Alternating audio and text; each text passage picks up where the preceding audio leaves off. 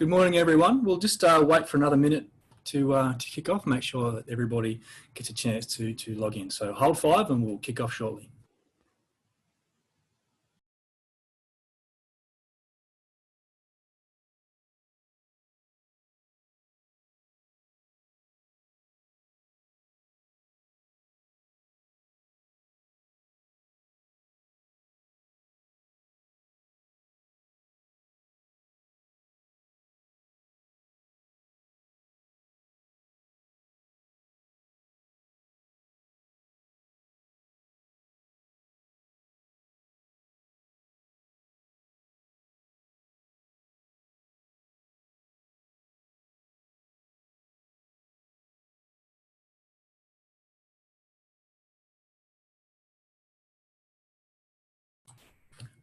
All right, so everybody, we'll kick off and get started.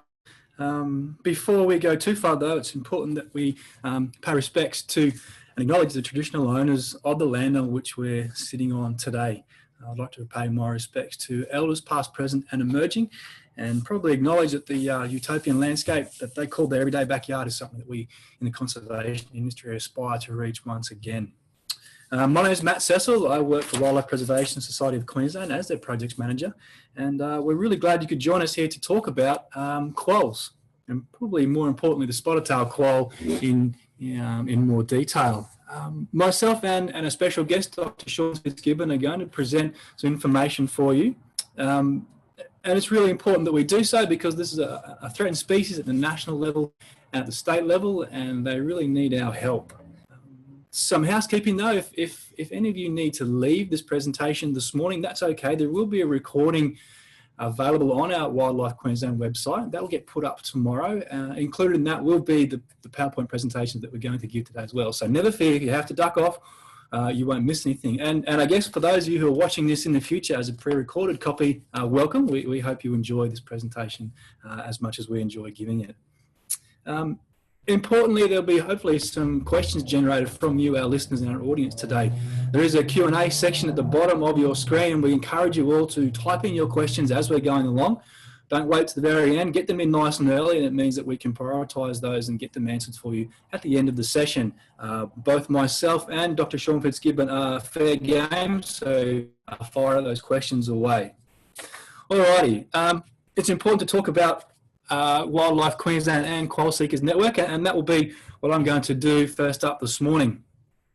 Quoll Seekers Network, hold on one second while I fix this. There we are. Quoll Seekers Network is a special little organisation run by the Wildlife Preservation Society of Queensland, and we're very proud to be a part of it and very proud to do our work on spotted-tailed quoll.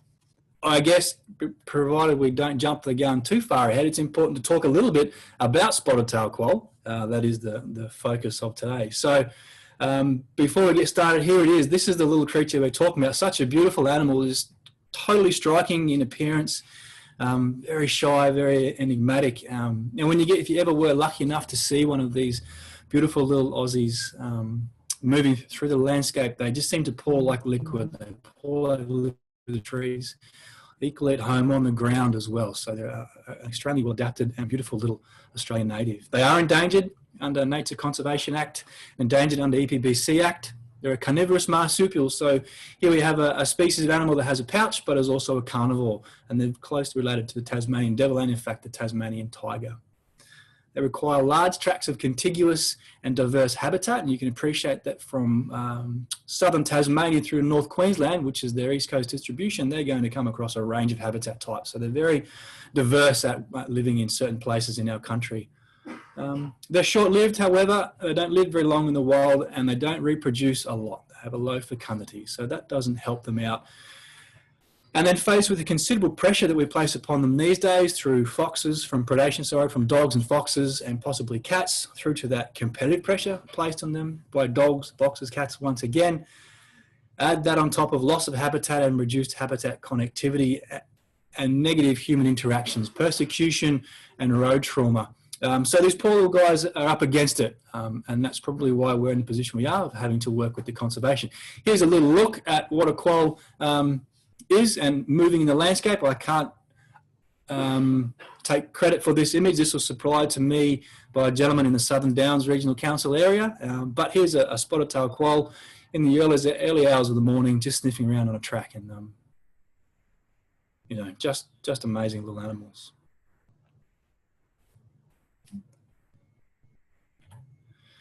So, who are the Quoll Seekers Network? Well, it's a species-focused network run by the Wildlife Preservation Society of Queensland, and it's the one that we're really proud of being involved in.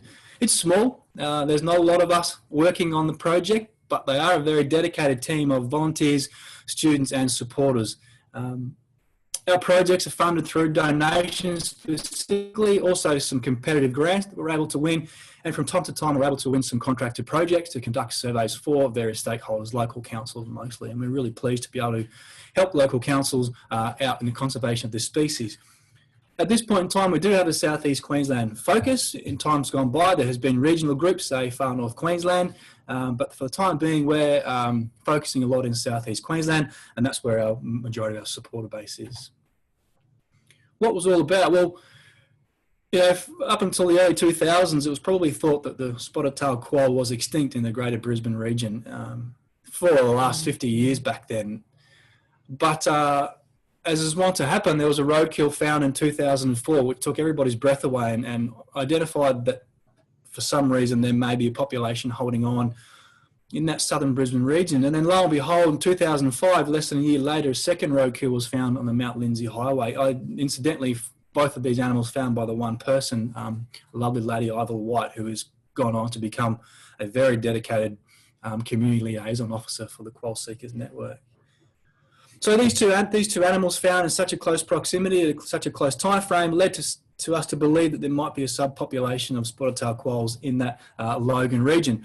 And here's a little diagram of some of the turnout or the results from community work and the Quoll Seekers work early in that period. The two arrows are important to look at because they are those two roadkill deceased animals. There's also other species there collected, sightings that were reported over the time period, and some quoll scats were found. So, you know, there's a lot of, I guess, potential evidence in that Logan region, and that was a big focus of the organisation of Quoll Seekers Network in those early years. But it didn't just stop there. We had work to do in the scenic rim because the scenic rim is quite close and there's a lot of good habitat in that area. The Aguilar Range, the north of Brisbane, was also a focus point. And early in 2019, 2020, we did some work in the Flinders Peak region. The Flinders Goulburn Conservation Estate on the Ipswich side is quite a large contiguous patch of bushland, relatively speaking anyhow. And we just thought it might be a nice place and maybe a final bastion for the species. So Flinders Peak, Mount Perry, Mount Elliot were focuses of our work in that period of time. So, you know, over that time period, 2004 right to now, we probably spent well over 80,000 hours of infrared camera monitoring, with camera monitoring being our primary method to try and find the species. So, you know, in over 80,000 hours of camera monitoring across numerous properties, private, conservation land, how many quolls have we found? One little spotted-tailed quoll. And I guess that's disappointing in some way, but at the time when we spotted this particular animal, that was not disappointing. That was a eureka moment. That was in 2013. This animal was found in the scenic rim around the Mount Moon region, I believe. And despite some really serious survey effort going into recapturing images of this animal, he was not spotted ever again. And that particular property has been surveyed 3 times since with no further evidence of the species, including having detection dogs use that area. So, you know, finding spotted-tailed quoll in the landscape is like looking for a needle in a haystack, except your needle is one, very wary of you, and 2, widely ranged. So we're really up against it when trying to find this species. But there is some benefit in what we do. We find a whole range of other native species that are important to learn about.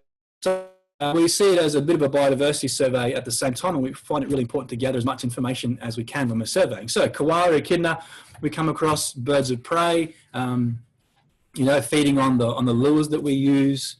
We also come across these beautiful little brush-tail phascogale, and they're quite a fantastic species to find. They're another dasyurid or another carnivorous marsupial, so related to the quoll. So we're finding their cousins. We're not finding the target, but we're finding their cousins. We get plenty of possums, both brush-tail and the mountain brush-tail, which is pretty exciting, and even some strange observations from time to time. Here's a little swamp wallaby feeding on a mushroom, I suppose, whatever species of mushroom that might be. And so that type of information is really cool to get hold of, and we're quite proud of some of the interesting things we've found over the years. Lace monitors are really popular on our cameras. I think in our previous survey this year at Mount Miri, almost every one of the 12 cameras we had out was capturing images of lace monitors in the landscape. So yeah, not such a bad thing, though they may compete in a native sense, compete with spotted-tailed quoll. It's good to know they're still living healthily in the landscape. We also get the bad side of what we see in our native landscape.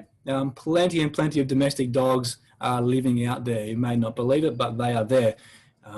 No guesses as to why we didn't get spotted-tailed quoll on those cameras.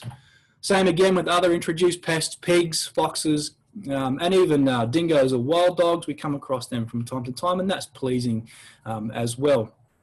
Much of the information we get on feral pests we provide to the resource managements, whether it be local council, and they can use the information to instigate land management practices to control those ferals. So it's useful information, as I said. What's the significance of what we've found over this past 15 years? Well, possibly in that southern Brisbane, Logan area, possibly to the scenic rim, our evidence, and we can't lead any conclusion other than, is it a local extinction process, or are we just looking at extremely low population density? You know, nothing that we found would present otherwise. It's very well known and well documented that spotted-tailed quoll are terribly unable to cope with large-scale alterations to the landscape. They just have a lot of difficulty in coping with the changes that we've put in place. They're struggling with competitive and predatory pressure placed on them by introduced species. There is a very negative interaction association with humans, and that's persecution, that's roads, and that's that habitat alteration.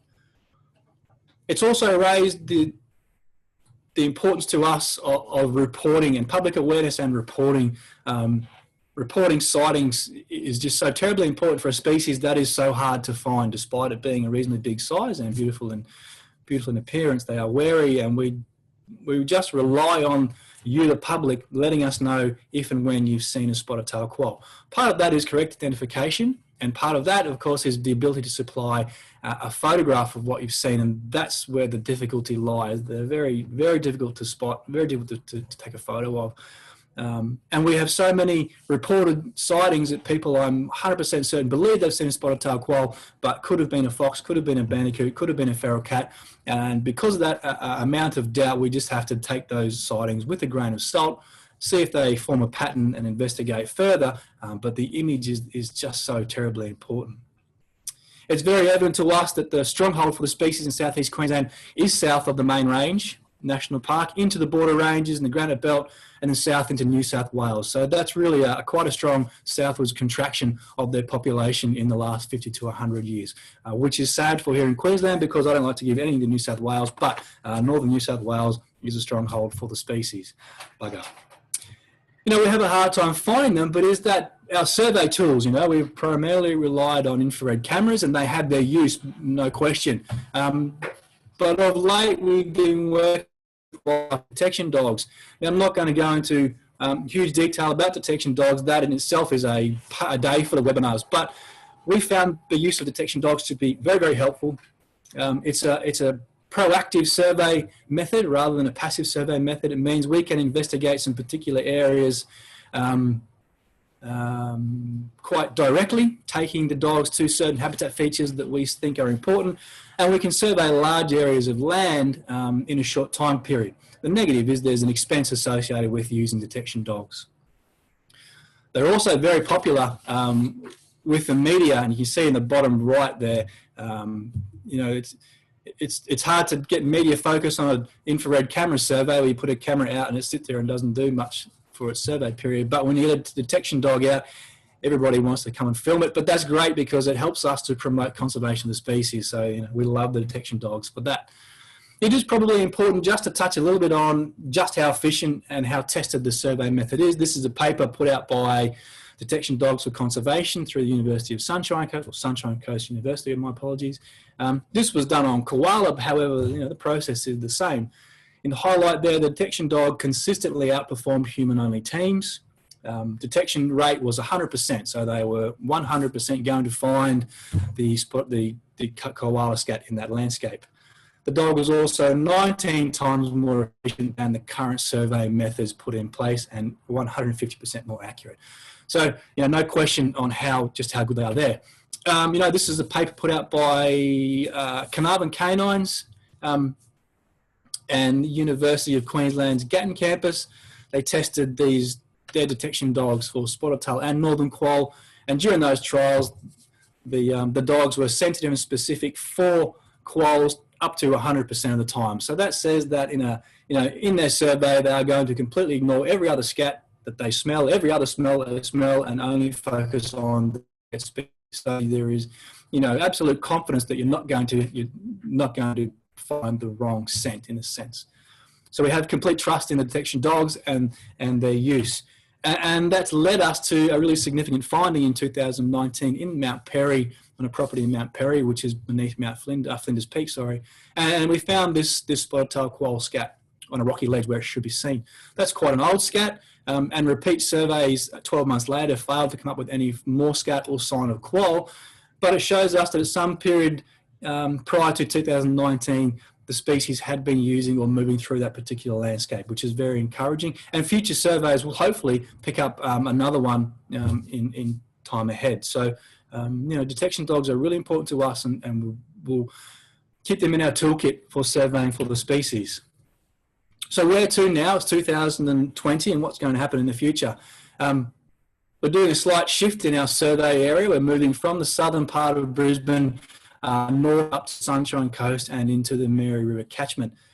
The reasons remain the same. We think it's really important to maintain and enhance awareness of spotted tail quoll and their conservation requirements. There's probably been a general failure to report sightings in that region, or really, you know, across their whole range, but it's possible that the public are really unaware of the importance of those sightings. You know, like I said, they're so hard to find that any sighting is terribly important. And there's probably been a failure on our behalf as a Quoll Seekers Network and Wildlife Queensland to promote the conservation of this species in the wider community. And so we're going to put a lot of effort into doing so. We were lucky enough to be awarded a Community Sustainability Action Grant to look for quoll within the Miri River catchment. And to complement that particular program, we're raising funds right now through our Quoll Crest program to further that work and look even more in that Brisbane to Sunshine Coast region. The Community Sustainability Action Grant in the Miri River catchment will combine infrared camera surveys with detection dog surveys and some community events to try and raise awareness of the species. We'd like to work on public land as much as possible, so we really need the community in the Miri River catchment to jump on board and participate in this program. So we'd love to hear from you. If you're listening in that region at the moment, if you've seen a quoll, please let us know. We've been able to produce a habitat guide. I have a copy here. This is a beautiful little document that talks a little bit about what you can do to protect species, to protect spotted tail quoll in your region. It's got information on improving habitat for quolls, controlling ferals, dealing with chickens that might get fed upon, and other things. So that's a really fantastic little document that's available from our website, and we have 1,000 hard copies that we can get out to you as well. And you can see there in the map, the Miri River catchment is quite a large catchment, and it really encompasses quite a large amount of decent habitat. We're talking from, you know, Mullaney all the way up to the Fraser Coast, and there you can see that during, you know, with there's some really dense patches of state forest, of national park, of vegetated private land. So, you know, this could be a really important population of spotted tail quoll if we can find them there. And added to that is really some very important information that's become available in only the last few weeks, and that's of this particular sighting on the Sunshine Coast. You can see there that red circle is right on the coast at Yarumba, just at Point Arkwright, not far from Peregian Beach and Markula in Coolum. And that's a legitimate spotted tail quoll sighting found by the Sunshine Coast Council as part of their fox control program. And they have a photograph of that particular animal. So that's a ridgy-dig sighting that's 110% confirmed, and that has blown everybody to do quolls away, because that sighting is just remarkable. One, for its location quite close to the coast, and then guarantee that that particular quoll is combing the beach looking for rotten fish and everything washed up, as well as utilising backyards and that natural landscape. But it's recent, 2020, and previous sightings for quolls in that region go back to the 1930s. So that has blown everybody away, and it's really now important that we jump on board to make the community aware of just how important it is, to report further sightings, and for us to do some more work to get to the bottom of it. I'm going to look up the database of sightings from the Queensland Government's data portal, WildNet. There's a whole bunch of other sightings in that Miri River catchment and in that Sunshine Coast region that really go from 1930s through to 2011. So clearly there's a population of spotted tail quoll living on the Sunshine Coast and the mountain range inland from the Sunshine Coast. So we've got plenty to work with, and I'm really confident that with our infrared cameras and our detection dogs, we're going to come up with some good outcomes. All right, so that's really the end of my talk. It is really important that we raise the money we need to continue our work, and Qual Quest is our current appeal. This is our Christmas appeal. We're dedicating our Christmas appeal to raising funds to work on spotted tail quoll. It's our goal to raise money by 31st of December to conduct surveys in that identified bushland areas between Brisbane and the Sunshine Coast and into the Miri River catchment. We really ask that you support this fundraising appeal by giving a tax-deductible donation, and you can do so by jumping on the Wildlife Queensland website, clicking on the banner, and it's a very easy process. I must stress that is tax-deductible, so if, we give you a receipt and you can make that tax-deductible donation work for you. And we'd be most grateful also if you could share this with your friends and family, because raising funds to do our work is the only way that we can continue helping to find this particular little species. All right, that's the end of my presentation, and I'd probably like now to introduce you all to Dr. Sean FitzGibbon. He is the real reason we're here today. Sean is a research fellow with the University of Queensland and has been there since he completed his PhD in early 2005. His research is aimed at enhancing conservation of wildlife inhabiting fragmented landscapes with improved ecological understanding. Sean specialises in examining the behavioural ecology of many species, including quolls, using latest technology such as proximity loggers, custom GPS units, acoustic monitorers, and microtransmitters. Sean is just such a well-respected research ecologist, and probably above that, he's extremely generous with his time, and is one of those truly nice people that you come across from time to time, and it's just an absolute pleasure to have him with us today, and we can't thank Sean enough for presenting.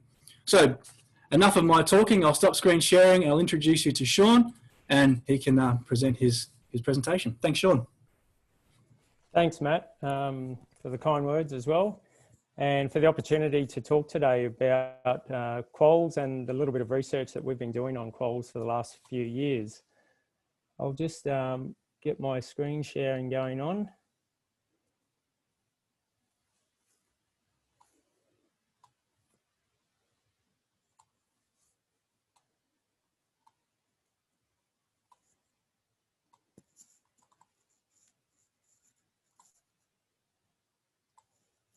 Okay. All right. So yeah, thank you again. And as Matt said, I'm a researcher at the University of Queensland. I've only really been looking at quoll research for the last 5 years. So I'm not really, an out there expert, but certainly have learned a little bit over the last few years, and hoping to learn plenty more with some future work on the species. So I just want to reiterate what Amanda said, that this presentation will be shared as a PDF at the end via a link. And also I want to acknowledge straight up that I've used images from the internet to try to make the presentation a little bit more entertaining for you. So yeah, just an acknowledgement to the photographers whose images I've borrowed for the purposes of this presentation. What I'm planning to do is just quickly run through the quoll species that we've got in Australia, and then focus on the spotted quoll and lead into a little bit of the research that we've been doing on them in southern Queensland and northern New South Wales. So most of you are probably aware that we have 4 quoll species in Australia. Most of them are much smaller than the spotted quoll, so I've put the weights there. What you may not have realised is that quolls were widespread right across the Australian continent. The western quoll occurred across, they think, about 70% of Australia, and it's now down to just 2% of that former range, which is really sad, but there are some good things happening with that species with reintroduction. Same with the eastern quoll. It used to be quite common across eastern Australia, then went extinct on the mainland, was still fairly common in Tassie and continues to be, and there's been some reintroduction programs in the ACT trying to bring back the eastern quoll there with some success. The northern quoll, you might have heard a little bit more about in recent times because it's been the subject of some sort of sexy science, introducing toad sausages to try to teach the northern quoll not to eat toads as they advance across the north of Australia, because they're having such a devastating impact on the northern quoll, and particularly because it's the smallest of the 4 quoll species. It seems that it relies a little bit more on those toads and obviously amphibians more naturally. So it's been badly impacted by the spread of the toads. And yeah, have a look in one of your search engines if you want to find out a bit more about the toad sausages, but it's a really neat program that seems to be working quite well, just to teach quolls through a sublethal dose that eating anything that smells like a toad is not a good idea. And then we get to the spotted tail quoll, or the tiger cat as it's also known, or tiger quoll. As I said, much larger, up to 3 kilos, and can even, I've heard of records of up to 7 kilos down in Tasmania. So that's the picture of the 4 species there in the right order. So the top left, you can see the western quoll, top right's the eastern, and then the northern and the spotted down on the right there. As the name suggests, the spotted tail quoll's easily picked because it's the only one of the 4 species that's got spots all the way down its body and onto the tail. Unfortunately, none of these quolls are doing that well. Some of them are still common in certain areas, but in restricted areas, and all of them are listed under federal legislation.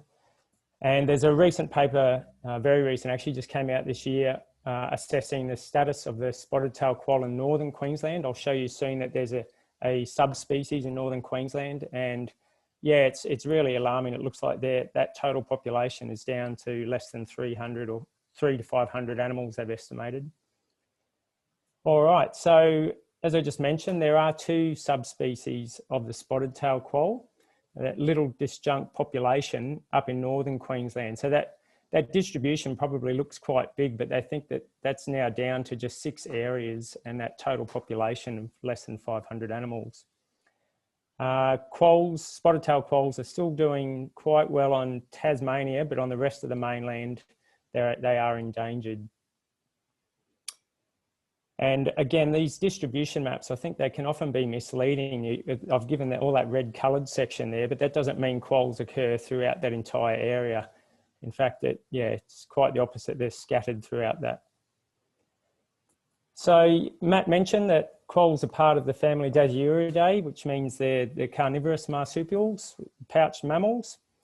And they're very variable in their appearance, in that the old haggard males get quite a big buff head about them. That image in the bottom right there looks like it's a big male, and probably the top centre there looks like a male.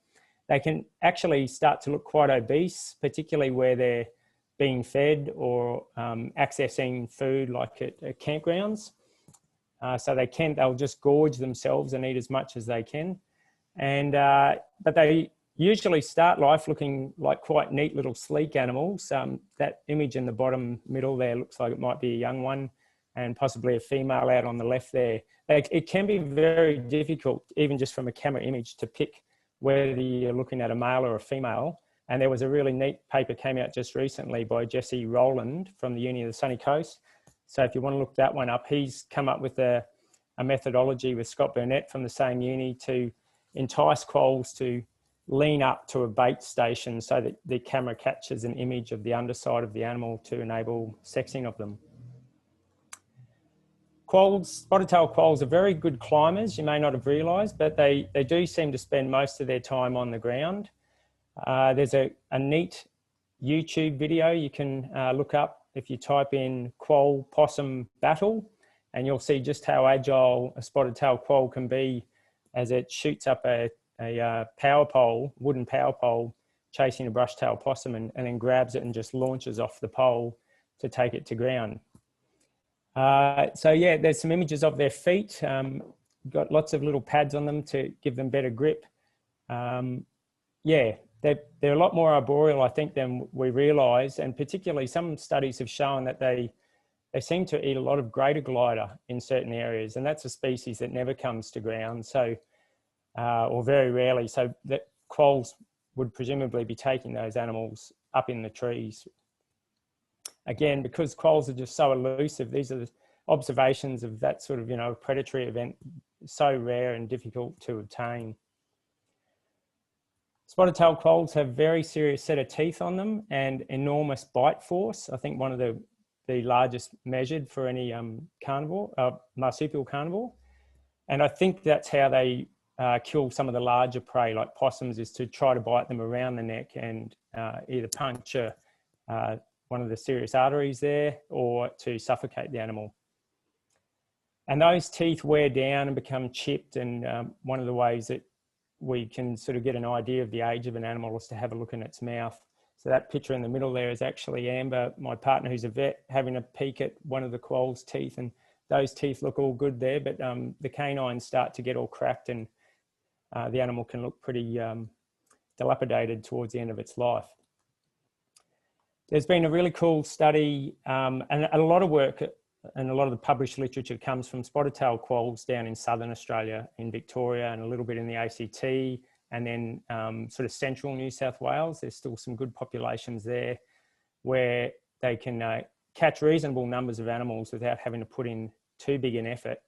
That's one of the drawbacks for us up here in southern Queensland and northern New South Wales. You've got to expend so much effort, as Matt alluded to, just to turn up one animal. So it makes studying them very difficult, especially in terms of trying to get a good sample size to draw conclusions about things like their daily activity pattern. But what they have found further south is that they're mostly nocturnal, sorry, but they will do some behaviour during the day. These images on the left are actually from one of our cameras in Maryland National Park, right on the border of Queensland and New South Wales, out in the Granite Belt.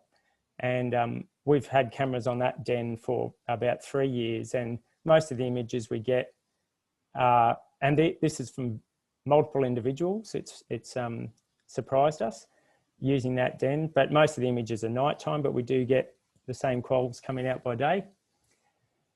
We also heard from Matt that spotted-tailed quolls are mostly carnivores that prey on other mammals. They will also eat birds and reptiles and invertebrates, but it seems that's a smaller proportion of their diet, and mostly they like to eat other mammals such as possums and gliders, bandicoots. And actually a very recent study by a crew in New South Wales, I think, looked at contents of scats and found that rabbits accounted for over 75% of the diet. So that's pretty good news in that rabbits are fairly common, so they can provide a good food source, provided we don't have the other animals, the introduced predators that are also supported by rabbits. Unfortunately, quolls also like to dine on dead things, which can lead them to road edges, and I've heard of various incidents of quolls getting hit by cars when they've been eating carrion on the side of the road. Okay, so I mentioned that they eat birds, and that includes poultry. And in the past, that's caused a lot of conflict with humans, particularly 100 years ago, when a lot of people relied on having their own poultry, and to lose those to a quoll you know, the chickens weren't just there as a pet. That was a serious loss. So people really set about trying to eradicate quolls in their area. And they can also eat these other plant and berry matter in smaller proportions. Yep, okay. And the smaller quolls probably rely more heavily upon these other food sources, the reptiles and invertebrates.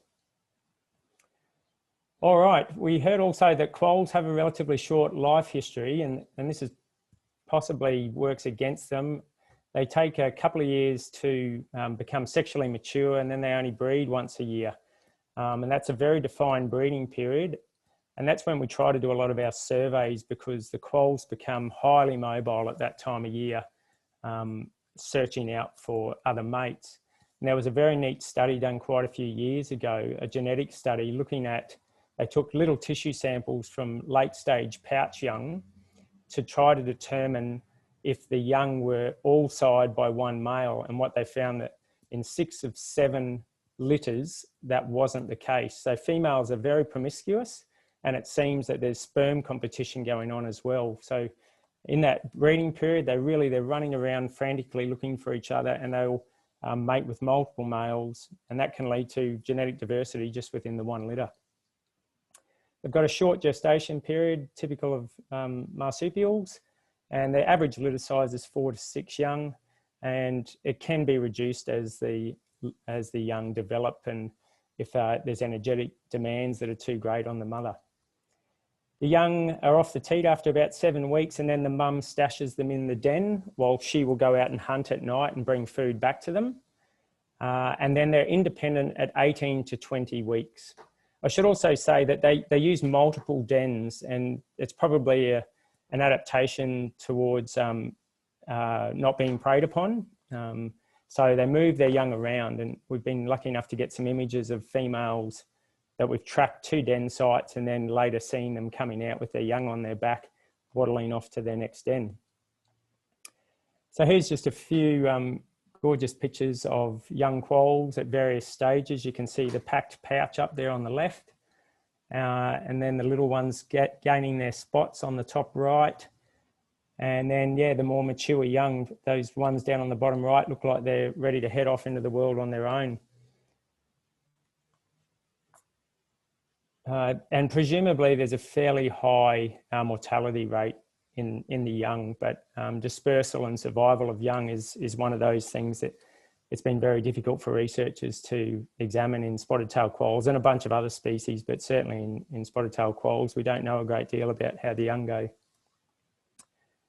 All right, so in terms of habitat preferences, they do occur in a wide range of habitats.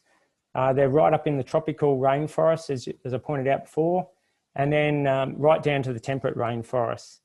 So they're fairly adaptable, I guess, in terms of what habitat they occur in, but yeah, that where they've seemed to have contracted to seems to be the more hilly, rugged country, and probably that's because we haven't done as much development in those areas, and they still contain large tracts of bushland that are less impacted, I suppose.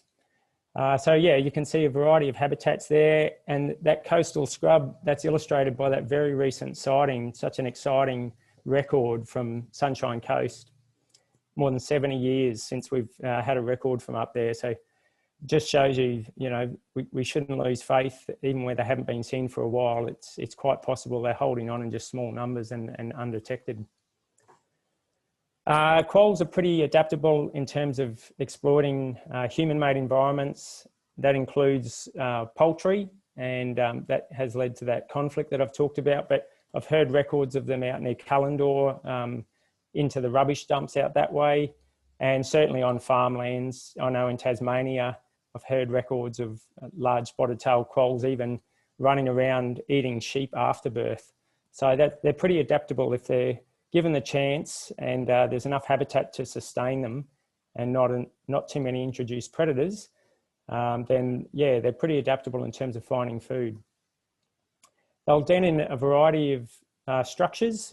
We've found them in hollow logs, mostly in rock crevices and caves, and I think I've got some pictures showing where we've tracked them to in southern Queensland. wood piles, tree hollows, and even built infrastructure under houses. I know in Tasmania, they've found them often under houses. All right, so their behaviour, let's do a quick time check. All right, they're solitary, but very mobile and massive home ranges. And this is a challenge to conservation. It means that just to conserve one or two individuals, we need really large areas. And usually what it means is that quolls are using land across a variety of tenures. It's not all protected unless it happens to be a very big reserve. Where we've been doing work down near Killarney, certainly the quolls are moving between the national park and the surrounding farmland. The ranges are often non-overlapping, and that leads to low densities. Again, that makes it very difficult to conserve a large number of quolls and to detect them. All right, so some of the literature talks about how long it takes for them to cover their entire home range, and they can be extremely mobile even in just one night. You can see there's a record there of more than 7 Ks in one night. And I mentioned that they use multiple dens. So you may not have heard about the fact that quolls use latrines, and these are sort of common toilet sites, and the theory is that this is where they can come and suss out each other just by smelling the scats of other individuals. And that can convey information about when they're ready to reproduce. Threats, Matt also spoke about, and these are the threats that we're all too familiar with because they're the same for so many other species. We've got our habitat loss, fragmentation and degradation. We've got the introduced predators, particularly the foxes and the dogs for the spotted tail quoll, and cats have been catastrophic for some of those smaller quolls as well.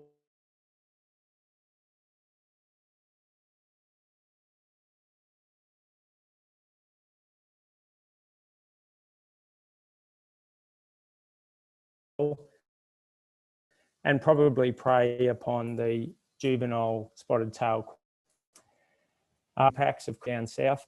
Persecution by about greater awareness and concern for spotted tail quolls. And then we have road mortalities. The controversial one is the 1080 baiting for introduced predators. I haven't been involved in any research on this, but I've tried to read a lot of the literature and it's mixed. Some studies say that there's still a net positive gain for spotted tail quolls from baiting, even though some quolls will be lost to baits because the removal of those other introduced predators is still of a greater benefit. Cane toads, as I mentioned, have been devastating for particularly the northern quoll, but young spotted tail quolls might still also try to prey on them. All right, so I'll just quickly run through some of our research. We've just been trying to better understand the distribution and ecology of the spotted tail quolls and learn a little bit about their health. As I mentioned, my partner Amber Gillett is a veterinarian, so she gives a health check to each quoll that we catch. And these are populations that haven't been well researched and are probably declining. We use those sort of standard techniques. We rely a lot on the sensor cameras, and then once we've established an area where we want to do some more detailed work, we've got special pipe traps that we put out. We try to talk with a lot of the landowners to get their information. And I haven't done any work with the quoll detection dogs, but that certainly is a really promising new tool for surveying quolls. So these are just some of our images from down in southern Queensland on the border. Really cool study has shown that quolls seem to use a lot of fallen logs. They seem to like to run along fallen logs on the ground as opposed to pushing through grass and undergrowth. So even fallen logs, and I think the new brochure that Matt was showing before has highlighted that we need to even try to conserve logs on grounds. All right, so we do the standard stuff in terms of examination, and then we fitted a few individuals with tracking collars, and you can see a collar on that animal down on the bottom right image. They're not easy animals to keep collars on. One, because they've got a very slim profile. The head doesn't protrude up a lot, and we don't want a bulky collar that's going to impede them getting into tight spaces. But also they're so strong, we've put all our collars have a weak link so that if the animal does get snagged, the collar will tear off. And they're very good at just getting their foot to that weak link and ripping it off. So at best, we get 1 to 2 weeks of tracking data, and then we usually find the collar on the ground. So we have tracked them to various dens. These are some of the rock dens you can see where we're pointing to. And then that log in the middle, that had an underslung hollow where a female was denning. And that's the location where we then saw her on the camera come out with her young. This is that den that I said we've monitored for quite a few years. These images are from 2016-17, and we've still got cameras on this den.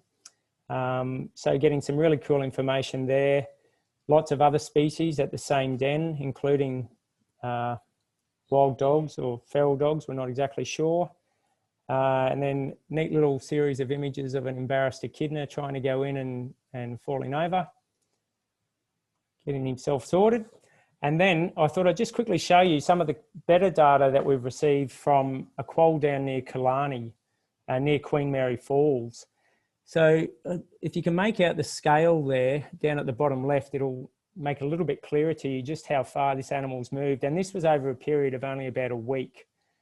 It covered multiple kilometres, used various den sites, and was really difficult to track because that's really hilly country. The signal would just disappear very quickly and make it hard to find this quoll again. But we did manage to recatch it and get the collar off after about a week. So yeah, very interesting. What we did find, you can't make it out quite at this scale, but that quoll, where it moved through fragmented land, through farmland, it really tried to stick tightly to vegetated areas. It wasn't running through open land. All right, I'll just quickly zip through these last few slides so that we free up a bit of time for questions. But there's not a lot of results to report on this because our sample sizes have been so small at this point, but we have been able to provide the tissue samples that we've collected to Conrad Hoskin up in North Queensland, and they've been used in a larger genetics conservation study. So I'll just skip over to the challenges to conservation. As I said, quolls need large areas and they occur at low density, so that makes them really difficult to conserve. They like old growth areas, mostly because that's where we find the prey species. Again, they're areas that are in short supply. Baiting for feral predators can result in some unintended death of quolls, but it does seem, I guess the balance of the literature seems to suggest that there is a net benefit still to baiting. Persecution by people, it does still happen, but I think, as I said, with greater awareness and the listing of the species, I mean, it's illegal, there shouldn't be any persecution, but it probably still occurs in some areas, unfortunately. So ways you can assist spotted tail quolls, obviously anything you can do to assist with habitat protection and restoration is great, particularly if you're in an area where quolls are known. Awareness of quolls is so important. It's amazing how many people I speak to that, you know, that's a foreign word to them when I say, have you heard of quolls? They have no idea that that's such a charismatic species in our landscape. And that new brochure from Wildlife Preservation Society Queensland, it's fantastic and it's really easily read. Lots of great pictures in there. So I encourage you to try to get a hold of that and pass it on to anyone that you think could benefit from having a look. Assist with survey efforts. And this is so important because, and join the Quoll Seekers Network if you can, because you know, that's citizen science is so important. And there's a good article by Scott Burnett in last year's one of the Queensland Wildlife Australia, have I got the name right? Magazine, sorry. Yeah, that talks about the importance of citizen science and particularly for surveying these elusive sort of species as spotted tail quolls. Be a good pet owner and yeah, join the Quoll Seekers Network if you can. And I'll just put up those last few acknowledgements. And as I said, I'd like to thank all the photographers whose images I've used there, and this presentation will be available. All right, I'll hand back to Matt and we can take some questions, I think. Super, Sean. Thanks very much for that presentation. It was very interesting. It's lovely to see some images of quolls on an infrared camera trap, so I'm slightly jealous, but it's still really good to see them. I think, there's a lot of take-home messages there, but for me, it's just the realisation, based on their gigantic home range and the requirements for a lot of habitat, and the fact that they're also practically avoiding each other at every situation. So just the sheer size of land that's needed to maintain a population, a functioning population in the long term, it really works against these poor animals. And added on top of all the other pressures, they're just really up against it. So we need compassionate property owners and compassionate people to really get on board and try and save this particular species where they still exist in the landscape. So thank you for giving that information today. We are fortunate enough to have quite a few questions, which is really great. Some of those was probably answered during both presentations. Some of those, if we don't get to answer now, we will most certainly answer them in the next 2 days or so and have them up on the website in association with this webinar program. So if your question isn't answered or wasn't answered in the context, in the text, and wasn't answered now live, we will get to it in a written form. An anonymous attendee, Sean, has asked us, what are the chances of quolls being present around Dalby? He said there's the odd record in the region, from 1980, and there's also essential habitat. So what are the chances of finding a spotted-tailed quoll in the Dalby region? Yeah, I mean, it would be something like that Sunny Coast record. It wouldn't be beyond the realms of belief to get a record from there. There used to be a population up at, trying to think of the little national park. It's now an island not too far from Dalby. The rises up, starts with B, but there was a population of quolls there not too long ago, and they seem to have disappeared. It's just an island in farmland now, but certainly quolls were known from out that way. So, yep, they could still be hanging on in some of those larger areas out the back of Toowoomba, and yeah, we can't rule it out. Yeah, most certainly. 2 months ago, if you'd asked me if there was quolls on Sunshine Coast so close to the water, I would have laughed and said not a chance, not a slight chance in, snowflake chance in the middle of summer. But turns out we were wrong. So that's fantastic. It's nice to be wrong in those situations. Another anonymous attendee has asked about that Sunshine Coast sighting and are there any surveys planned for this area. Well, listening to a radio interview given by the Sunshine Coast Council on ABC Radio on the Sunshine Coast, they do plan to continue surveying in that region, searching for quoll, and we will do a little bit of work ourselves in that region. That's part of our fundraising program, is to try and to look further in a few regions in the Sunshine Coast. And who knows what will happen to the Sunshine Coast Council themselves. We've found them to be an excellent bunch of people, and I'm fairly certain they're terribly excited about this sighting and are keen to do what they can to find out more information. I have a good question here from Lyndall White to all panellists. What are the impacts of the presence of canines on quolls, particularly at lures for the cameras?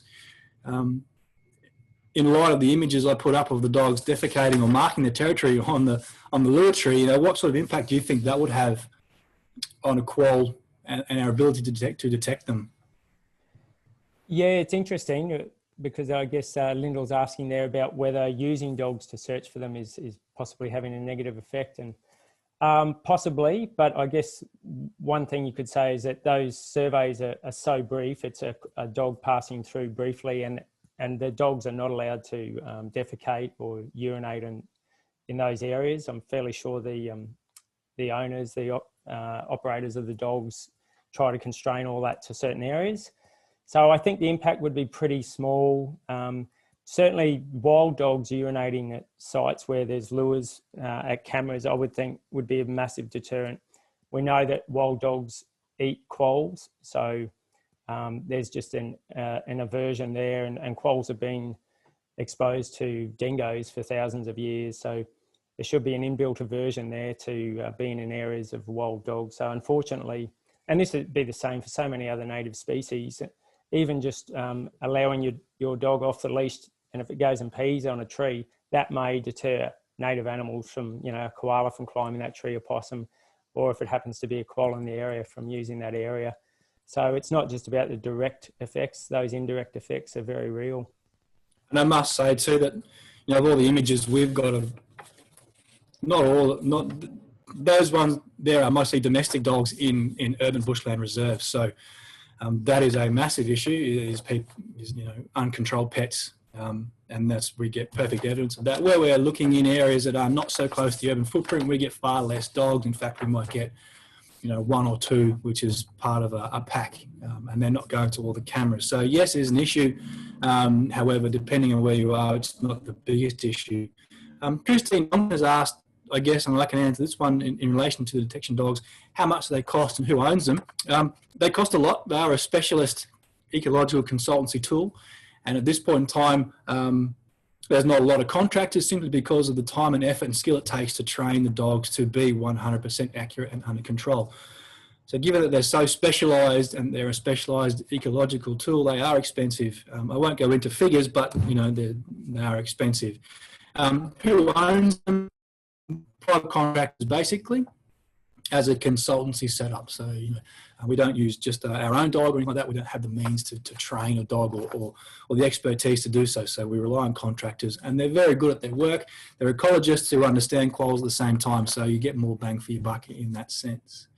Lavinia Wood has also asked us, do quoll breed well in captivity with a review to release into the wild? I've had something to do with quolls in captivity. No, they're not easy to breed in captivity. Yes, you can breed them in captivity.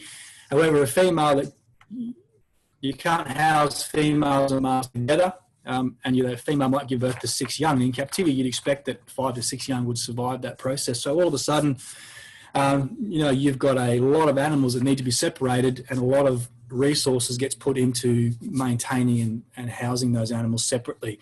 So the process becomes, on a scale, very large very quickly in order to keep those animals healthy and safe. So financially, it's not necessarily the simplest way to go about preserving the species. And then when it comes to release, you can only really release when you've gotten rid of the reason that the quoll were not there in the first place. So that's another massive aspect to release programs that just makes them at times unreliable and not worth the effort, in a sense, which is sad. Sean, a good one for you from Liz Downs. What is the reason for the big gap in populations between far north Queensland and southeast? I'm sure it can't be just a lack of habitat. I don't know. I have seen some literature talking about the contraction of rainforests that has led to that separation for a lot of species, actually. A lot of reptiles as well that have been examined. But beyond that, I'm not sure. There's still scattered populations of the northern quoll in that band. And I think I did see a question from someone asking about a record of a quoll inland from Rocky, which would almost certainly be a northern quoll.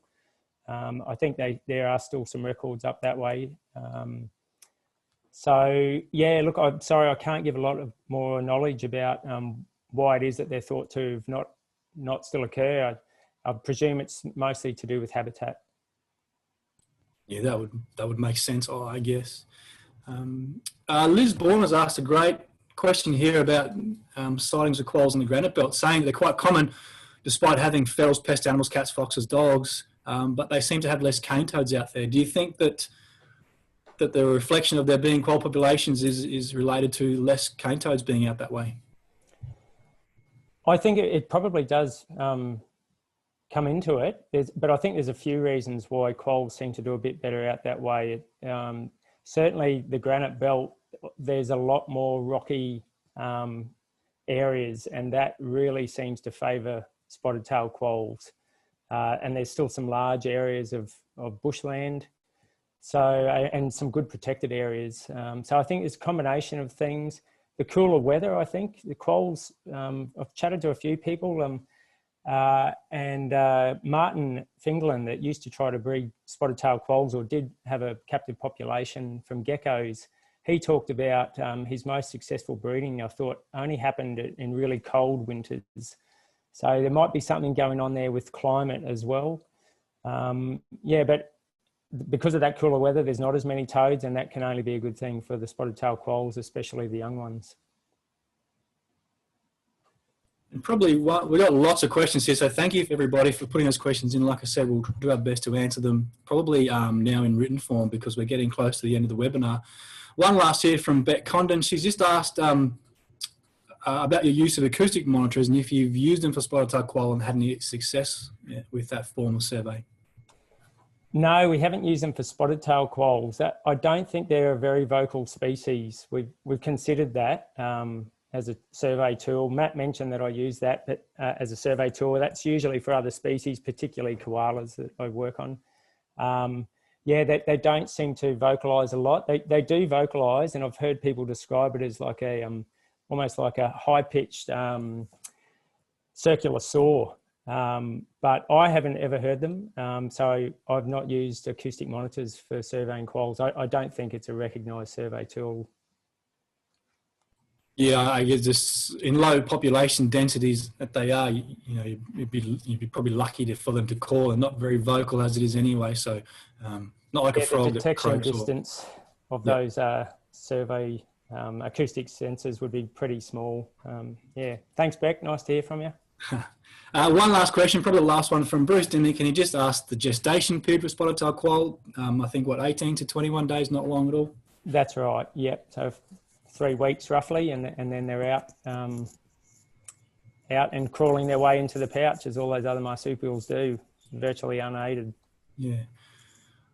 All right, look, that's fantastic. We've come up to the end of our time, so apologies for those of you who didn't get your questions answered live. Like I said, though, Sean and myself will dedicate some time today to answer those questions, and they will be available with the content download from the Wildlife Queensland website. Where's my notes here? So thank you, Sean, for... Whoop, hold on one second.